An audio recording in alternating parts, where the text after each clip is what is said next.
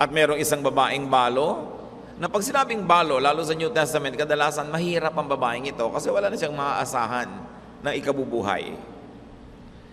So ang babaeng balong ito na naglaglag ng napakaninipis na mga barya na siguro kasing gagaan lang ng pinipig. At halos ay walang tunog. At hindi ito malaki ang magiging idadagdag sa bottom line doon sa offering ng araw na yon. Tinawag ng Panginoon ng kanyang mga disipulo, inipon niya at tahimik niyang tinuruan. Sabi niya, nakita niyo ang babaeng ito? Siya ang pinakamalaking giver today. Sabi niya, kasi yung iba, pagamat mayayaman at malaki ang mga ibinigay, naku, hindi naman nila ininda yun. Halos hindi nagulo ang salansan nila dahil ang dami-dami pang natira sa kanila. Halos hindi naman nila kailangan yung binigay nila eh. Pero ang babaeng yan, kakainin na lang niya, inagaw pa niya sa kanyang bibig. Kaya hayan, wala na siyang gagastusin, hinulog na niya lahat dyan ang kanyang offering.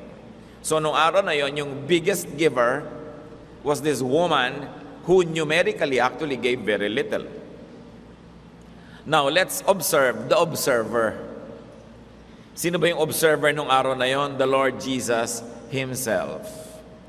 So He sits near the offering box, watches people put in their gifts, and He notices two distinct types of givers. He gathers His disciples and teaches them His observation, but more than that, brothers and sisters, the Lord teaches His disciples how to observe. Iba kasi lagi ang panukat ng langit at iba ang panukat ng tao. Iba kung umuri at sumuri at kumilatis ang tao at iba naman kung sumuri at kumilatis ang Panginoon. Sabi sa Hebrews 13:8, Jesus Christ is the same yesterday, today, and forever. So ngayon pa lang, hindi mahirap isipin that He still watches the offering box. Because Jesus is the same yesterday, today, and forever. That He still watches how people put in their gifts. That He still counts, and He still teaches His disciples, now us, how to observe. Kailangan marunong tayong sumuri sa pananaw ng Panginoong Jesus. At sa kwento, there were two types of givers. The rich, the moneyed, the able people who have much resources, the able people who give a lot and they give generously. Hindi yun masama. Walang komentaryo ang Panginoon na masama yun. These are able people who still have much after giving. Meron tao naman talaga blessed na blessed eh. Matapos magbigay na ang dami-dami na, ang dami pa rin natira at lalo pang dumadami. Dahil sa dami na kanyang nilalagay. All these are able people who are not sacrificed by their giving. Hindi nila kailangang agawin sa kanilang budget, sa kanilang gastos. Pareho pa rin ang lifestyle nila, kung minsan nga umaasenso palalo, habang marami silang binibigay. These are able people who give out of abundance and remain abundant. Doubly blessed. Now, these are what some people might call the star givers, usually accorded star treatment by materialistic religious people. Kuminsan ito yung mga may kaya na pinagkakaguluhan ng mga simbahan na maging member nila. Kulang na lamang pagkat ito ang uma-attend, paupuin sa lazy boy at i-pedicure habang nagwo-worship.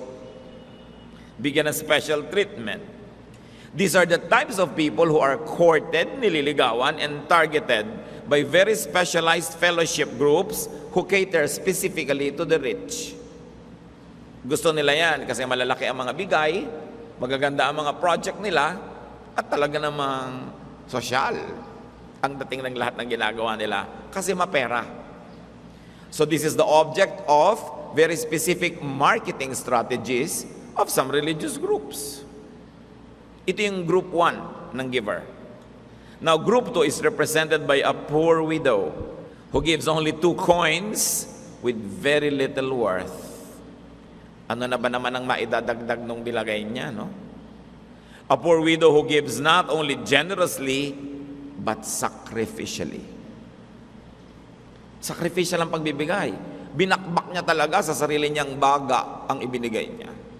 Kagastusin na lang, kailangan na lang, kakainin na lang niya. No? A poor widow who gives to the point of having nothing left for her needs after giving. This is what you might call platinum faith. Ipagkatiwala mo sa Diyos yung kakainin mo mamaya kasi hinulog mo na lahat dyan. Now, she represents the usually simple and inconspicuous worshipers, seldom given attention by materialistic religious people. They are usually ignored, but Jesus notices them. Pinansin pareho naman at nakita natin ang pagbibigay nila dalawang style. Now, because of that, there are now two numerical results of giving. After the giving, group 1 still having much, and group 2 having nothing left. Yun ang pinagkaiba. Now, there are two possible social results of giving, of appearing to be a big giver. Pwedeng magkaroon ng ganitong resulta. James 2:1-5, ito ang tinuligsa. My friends, if you have faith in our glorious Lord Jesus Christ, you won't treat some people better than others. Suppose a rich person wearing fancy clothes and a gold ring comes to you to one of your meetings. And suppose a poor person dressed in worn-out clothes also comes. You must not give the best seat to the one in fancy clothes and tell the one who is poor to stand at the side or sit on the floor. That is the same as saying that some people are better than others, and you would be acting like a crooked judge.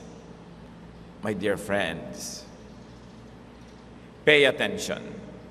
God has given a lot of faith to the poor people in this world. He has also promised them a share in His kingdom that He will give to everyone who loves Him. Sabi dito ni Santiago, huwag kayong materialistic, ha?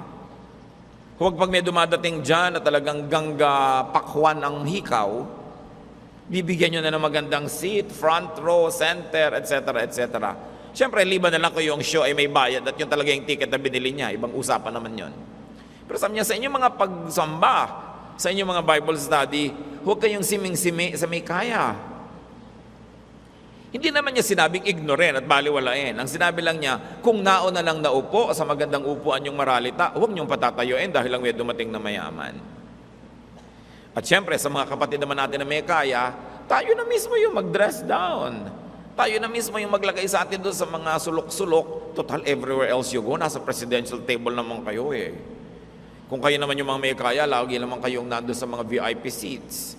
Lagi naman kayo nandun sa mga boardroom. Lagi kayo nasa business class. Diba? So sa church, mag-balance naman. Hindi bali nang hindi kayo mapansin at mabigyan ng VIP treatment. No? At makapagbala-balanse naman. Pero hindi sinasabi dito na maliitin yung mayaman, hindi naman kontra mayaman ng Lord. Ang sinasabi lang niya, huwag kayong magtatangi sa tao dahil lang sa suot o kayamanan o sa dami ng donation. Kailangan ang pagtingin mo, pantay-pantay hanggat maaari. Hindi naman siguro 100% na laging possible yon dahil talaga namang may taong mas magaan ang loob mo, mas cheerful, mas masarap kasama, pero hindi mo naman dapat emphasize yung ganung uri ng mga favoritism based on money. Ano ang mga hamon sa atin ng kwentong ito na napakasimple? Di ba sabi, Jesus is the same yesterday, today, and tomorrow? Sa Hebrews 13:8. Kaya, ganun pa rin ang Panginoon.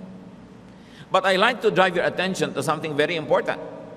The Lord does not say that the widow's giving is the model or the standard. And neither do we say that. Hindi itinuturo ng Panginoon sa mga kapwa natin mahirap at maralita na limasin mo lahat ang konti mong pera at ilagay mo sa offering. Hindi. Na-observe lang niya, meron isang babaeng mahirap ganun magbigay. Sabi niya, actually, yan ang biggest giver ngayon. Pero hindi naman niya sinabi, lahat ng mahirap, ubusin yung pera niyo, hulog niyo sa kahon. No, mga religious leader lang nagsasabi nun. Lalo yung nagfa-fundraising. Hindi si Lord. So, huwag natin gawing pamantayan yan, lalo sa mga kapwa natin maralita at kakaunti lang ang pera. Hindi niyo kailangan ihulog lahat yan. Hindi niyo kailangan kopyahin yung babae unless talagang meron kayong tawag sa Panginoon na gawin yon, pero hindi kayo tinuturuan ng church na gawin yon. Itong babaeng to, kamangha-mangha, bakit niya ginawa ang kanyang ginawa? Why did she do what she do? Give all her money. Either she is empowered by great faith, which is commendable, or a great desire to please God, which is still good, or, very bad, she might be misguided by religious teaching that drains people of their every cent. You know naman, marami mga religious teaching people to give everything, no? That's not what God asks. Not everything that religion says is what God says. You must think. Sa kasaysayan ng mga kabihasnan, ang isa sa mga pinakamalaki mag-exploit sa tao ay ang relihiyon. At kailangan tayong makalaya sa ganung mga uri ng pandaraya, panlililang at pambobola ng mga relihiyoso na sinasabi, puro ka na lang sa langit guminhawa, sa langit ka na lang sumaya. Pero sila, ang lalaki ng mga templo, ang gaganda ng mga buhay. Kailangan nag-iisip tayo. Nonetheless, obviously, the Lord is touched and impressed by the poor widow's faith. But I like to emphasize, especially the poor, you are not being asked by God to do this. Kusa lang yun ng babae, napuri naman siya. Pero kung wala kang ganung conviction, di mo kailangang kopyahin. The Lord does not say that the rich people's way of giving is wrong. Kuminsan kasi mali ang basa dito sa mga kwento na ito, akala mo minamasama ng Panginoon yung pagbibigay ng mayaman dahil marami pang natira. Ano naman ang malay mo? Yung mayaman na yon sobrang faithful, sobrang matapat sa Diyos, na kaya lalo siyang pinagpapala. Bigay na siya ng bigay, dami pa ng dami, hindi maubos-ubos. Di ba yun naman ang pangako ng Diyos? Ang pangako naman, kung gaano karami itinatanim mo, yun ang aanihin mo. So ano naman sa marami kang inaani, marami ka naman tinatanim. Hindi rin gusto ng Diyos na ubusin yung kayamanan ng mayaman at ilagay din doon lahat sa loob. Kwento ito, yun ang nangyari, yun ang binigyan ng Lord ng komentaryo. But one truth remains, the Lord counts the offering and counts what's left after the giving. Totoo pa rin yun. Talagang siya ang magaling magbilang dyan. Now, what is important? How do we give? What is important is to give proportionately. Yung bagay, angkop, at sukat, say binibigay sa'yo ng Diyos. Di naman niya hinihingi lahat. Malakay 3:10, bring the whole tithe, or the 10% into the storehouse, that there may be food in my house. Test me in this, says the Lord Almighty, and see if I will not throw open the floodgates of heaven and pour out so much blessing that there will not be room enough to store it. So hindi nakakapagtaka na yung mga faithful mag-tithe, lalong giginhawa at luluwag kasi ipinangako. Ngayon, in ating gunitain mga kapatid, na nung ibinigay itong utos sa Malakay 3:10, apparently there was a drought. Matagal nang hindi umuulan, walang ani, naghihirap ang maraming tao, at nun sinabi ng Panginoon, buo ninyong ibigay ang inyong mga ikapu. Okay, mandaya, kung malamang mahirap ang panahon, kung mahirap ang buhay, kung hindi umuulan, buuin nyo. At subukan nyo ako, kundi ko bubuksan ng langit at paulanin kayo, literally, ng tubig, ng pagpapala, para tumubo ang inyong mga halaman at muling mabuhay ang inyong ekonomiya. Yung iba kasi, pag medyo mahirap ang panahon, ang daraya na. Pagka medyo naiisip sila mga gastusin, medyo nagkukuripot. Kitang-kita mo yan pag pinag-aaralan mo yung mga halimbawa, mga donations sa mga tao. Pag maguhon nyo na, yung mga enrollment, nako, marami nang nandaraya. No? O magpapasko, nagte-13th month pay, nagdodoble ang kita, hindi naman nagdodoble yung collection. So alam mong merong mga nangungupit dito dahil maraming gagastusan, regaluhan. Magtatanong pa yung iba, yung po bang bigay ko sa mga inaanak ko, tithe deductible. Ano palagay mo sa church? BIR. Paikot-ikutin mo para ka magpalusot. Nagbibilang si Lord. Pero hindi niya hinihingi lahat, 10 lang nga eh. And of course, after the 10, that is the offering. Diba? Kasi yung 10, hindi naman sa atin yun eh. Pag nilagay mo yun, hindi ka pa nagbigay eh. Pagka naglagdag ka, yun ang bigay mo pa lang. Kasi ang hinihingi talaga yung 10. But remember this, not 100%. Like what that woman did.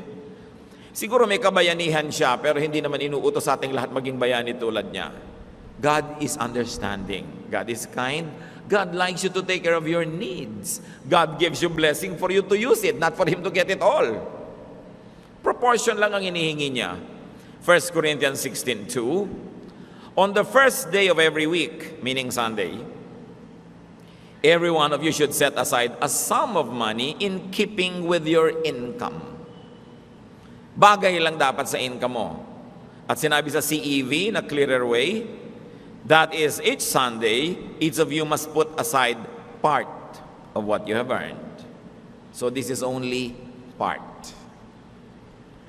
So mga kapos o salat sa buhay, hindi naman hinihingi ng Diyos ang lahat-lahat. Dapat malinaw yan. Hindi kailangan gayahin ng maralitang balo sa kwento, liban na lamang kung talagang may conviction kayo at kayo ng Diyos ang nag-uusap. Sapat na ang bahagi ng ating income or resources.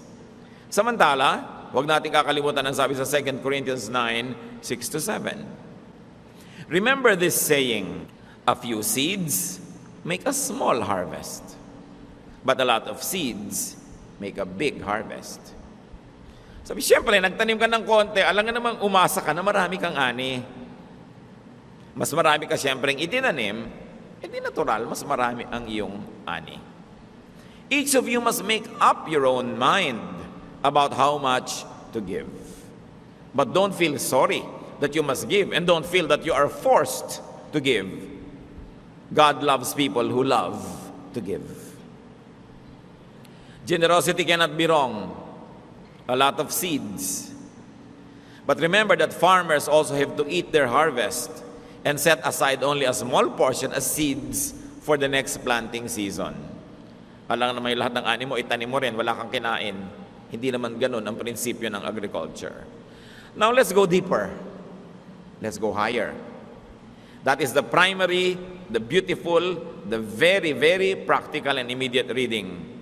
But giving to God is not confined to financial contribution only.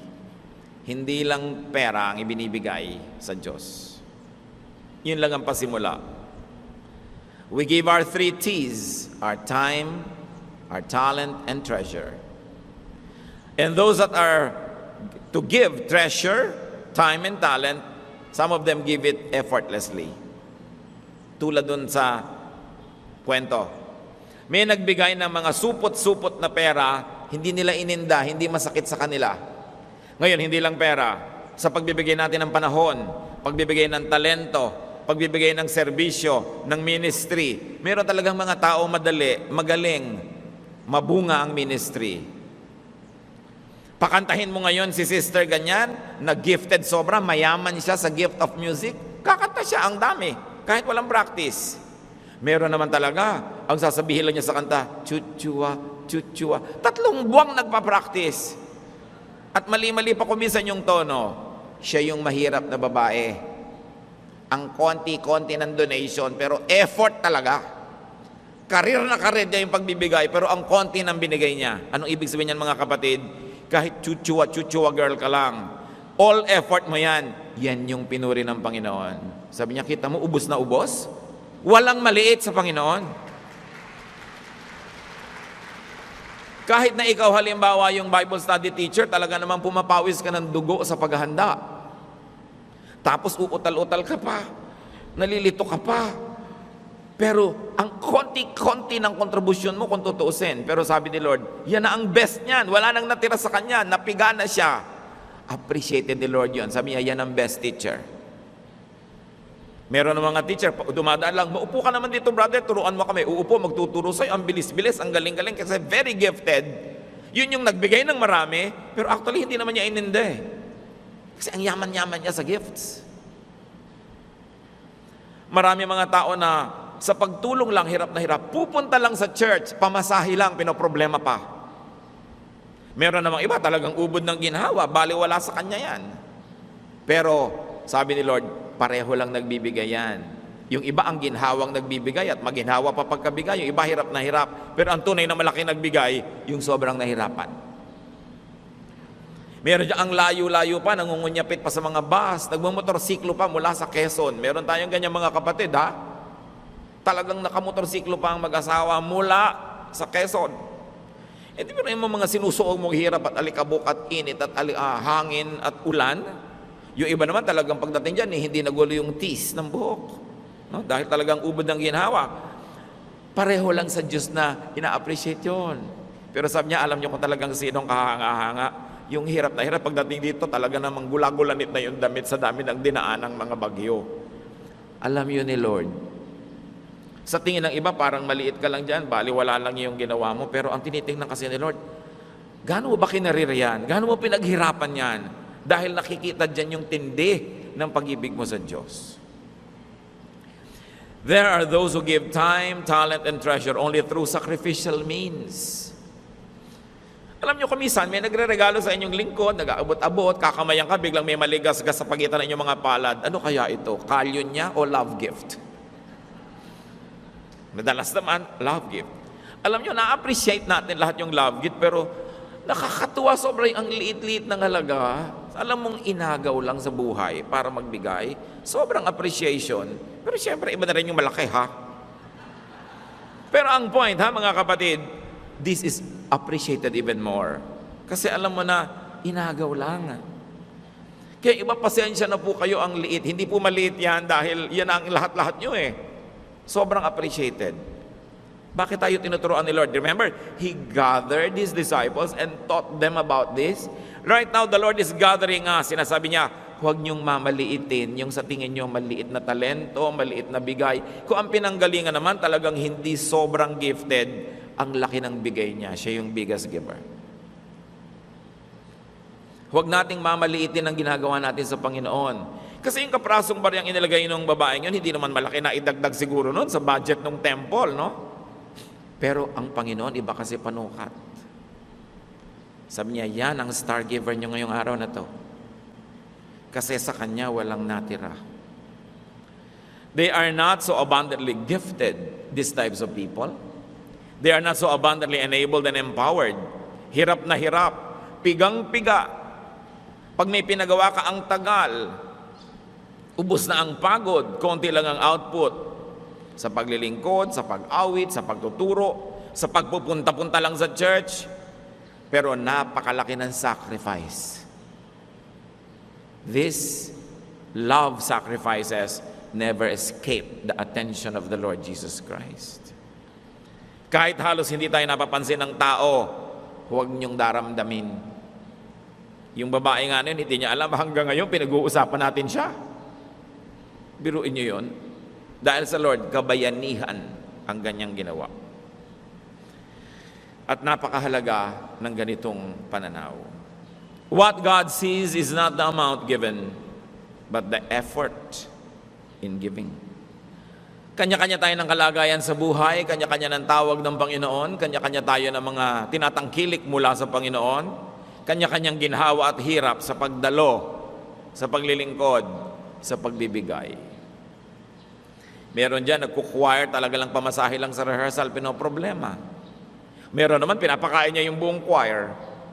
Lahat yon, pareho yon, appreciated yon ng Diyos. At nawa tayo man, mas lumawak ang ating pananaw sa pananaw na gusto ng Panginoon. Ano, huwag tayong gumaya sa sanlibutan, wala tayong sinusukat, kundi yung nakikita lang ng mata at yung nabibilang. Kung kayo man ay hirap na hirap magturo pero pinagtuturo, don't feel bad about yourself. Kung kayo man ay talagang pilit na pilit para lang makaabot sa standard ng mga ministries, do not be discouraged. Do not be hindered by such type of poverty. Na-appreciate yun ng Diyos.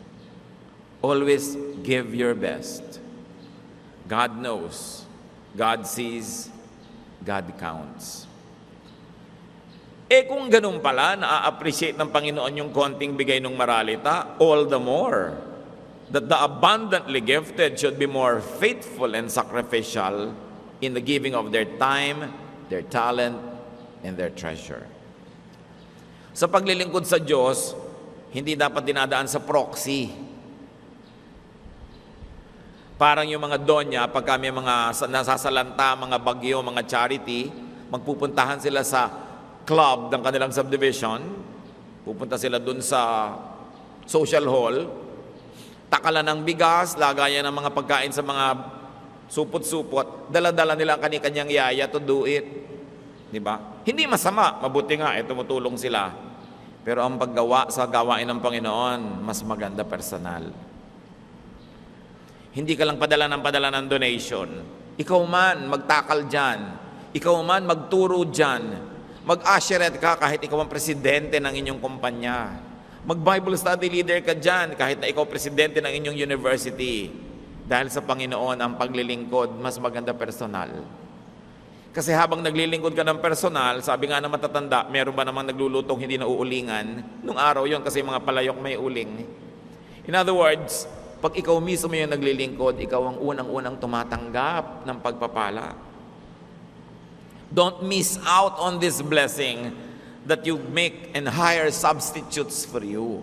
Do not think that just because you give big donations, you're already exempted from the actual human labor of expanding God's kingdom. Well, your donation, of course, will go a long way. Will probably hire many workers. Pero ikaw ang nawawalan pag hindi ka personal na naglilingkod. Kung ang Panginoon ba nandyan, magpapadala ka ng yaya, o mo, representative kita, di ba gusto mo ikaw ang nandun? But whenever the work of the Lord is done, the Lord is there because the Lord is the primary worker.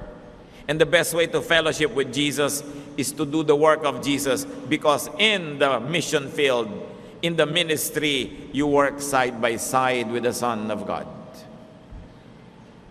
You want to fellowship with the Lord? Fellowship with Him by working in the expansion of His kingdom because He is the head worker.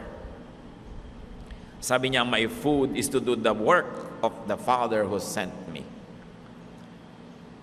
Now, Luke 12:48 says, from everyone who has been given much, much will be demanded. To whom much is given, much is required. Kaya dapat lang na yung mas maraming talento sa pagkanta, kumanta at huwag mag-inarte, at huwag magpa-VIP, at huwag magpa-star treatment. Kaya ka binagyan ng maraming magandang boses sa pagkanta para kumanta ka ng kumanta, hindi para magpa-importante at pinipilit-pilit ka pa. Kaya kami binigyan ng kakayahang magturo, hindi lang para magturo ka na magturo sa labas ng church.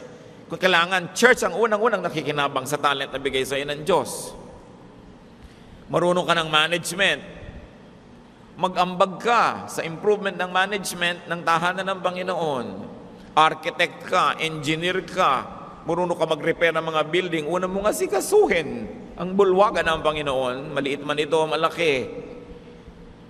May alam ka, may kakayahan, gamitin mo sa pagpapalawak ng kaharian ng Diyos. Walang exempted dyan dahil lahat tayo ay tumatanggap lang ng pagpapala. At mas malaki ang tinatanggap mo mula sa Diyos, mas malaki ang pananagutan mong magsukli. The biggest gifts are not measured by the amount. They are measured by the effort and sacrifice. That is the way of heaven. Hindi sasabihin mong, don't work hard, work smart. Tamo si Lord, He worked hard at carrying the cross, at dying Himself, walang substitute.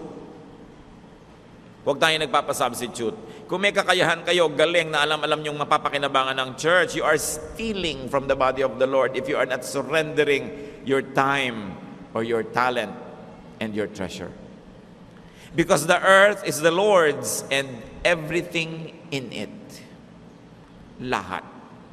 Lahat. So dapat may effort. Which of the two givers are you?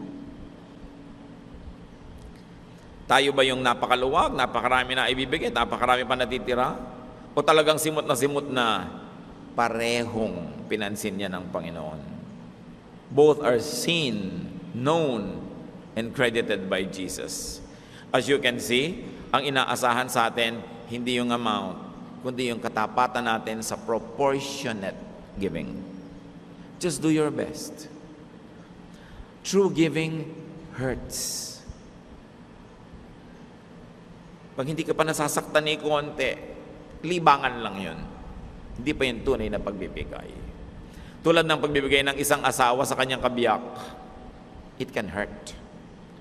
Ang pagbibigay ng magulang sa anak, it hurts, promise. Di ba? Yung pagbibigay ng mga anak sa magulang, well, it doesn't hurt yet, di ka pa nagbibigay.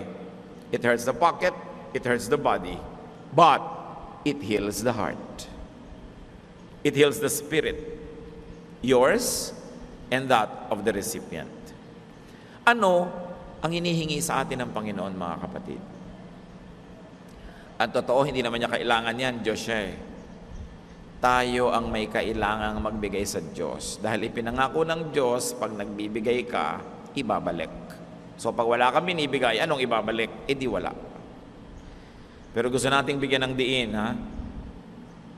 Kung yun na lang ang kakainin ninyo, kung yun na lang ang pamasahin nyo, hindi yan hinihingi ng Diyos sa inyo. Maglingkod kayo sa ibang paraan. Magbigay kayo ng oras. Kahit nasa bahay kayo, ipinapanalangin nyo yung kapatiran, ipinapanalangin yung mga gawain ng Panginoon, naglilingkod kayo nun. Nauunawaan ng Diyos kung tayo kapos. Pero remember, proportionately. Kahit may drought, kahit may bagyo, ang hiningi ng Panginoon, full tithes. Sabi niya, yan ang paraan para patunayan nyo sa akin na dapat ko nga kayong pagpalain at subukin nyo ako kung hindi ko bubuksan ang pinto ng langit at paulanin. Yan ang kailangan nyo sa buhay. Ngayon, anong ulan ang kailangan nyo sa buhay? Iba't iba ng ulan ang kailangan natin. Ang tanong, ano naman ang dapat natin gawin para ang Diyos ay paulanin ang buhay natin? Alam natin yon, to be faithful. Do not be misled into thinking that tithing is only for your treasure. We have to tithe time. We have to tithe talent. May 24 hours a day ka, so may 2.4 hours na agad ang Diyos dapat na para sa Kanya. Magaling ka, ano man ang talento mo, ano ang hinihingi sa'yo ng Panginoon? God doesn't need what we give Him. We need to give to God. Ama namin sa langit, turuan niyo po kami maging tapat. Salamat at inuunawa niyo kami. At hindi niyo naman hinihingi lahat. Pero yung konting hinihingi niyo sa amin, matagpuan niyo nawa kaming tapat. Na hindi pati kayo, Panginoon, ay amin pang dadayain, pagtataksilan. Patatawarin mo kami sa aming mga pagkukulang sa iyo. Patawarin mo kami kung hindi kami nakakapag-tithe sa inyo, Panginoon, ng aming talento, ng aming panahon, maging ng mga tinatangkilik namin. Turuan niyo kaming lalong maging tapat dahil bagay lang sa inyo ang tapat naming pagmamahal. At higit dyan, at kasama rin yan at kalakip, habang nagiging tapat kami, lalo naman kayong nagiging generous sa amin. Ituro mo sa amin ang pinagmumula ng aming mga karukhaan, ng aming mga kagipitan, maaring ito'y dahil hindi kami tapat sa inyo. Palambutin mo ang puso namin, Panginoon, huwag yung maranging maramot sa inyo, sa inyong mga gawain, kundi lalo na ibigay namin yung best. Dahil kahit ano naman ang ipunin namin dito sa lupa, iiwan at iiwan din namin. At sa iyo rin kami haharap pagwawakas ng buhay na ito. Nawa imbes na iwasan namin at katakutan ng araw ng pagharap sa iyo, panabikan namin dahil napakarami kayong nakalang gantimpala. At ang pinakamalaking gantimpala, makasama namin kayo, makita ng mukhaan habang panahon. So sa maikling oras namin dito sa balat ng lupa, turuan nyo kami maging tapat. Ama, touch our hearts. At huwag din kami, Panginoon, na maging judgmental o mapanukat sa kapwa. At huwag naming ibabase ang aming pakikitungo at pakikisalamuha sa kayamanan ng aming kapwa. Kundi ito'y sa katapatan nila sa inyo, sa pagmamahal nila.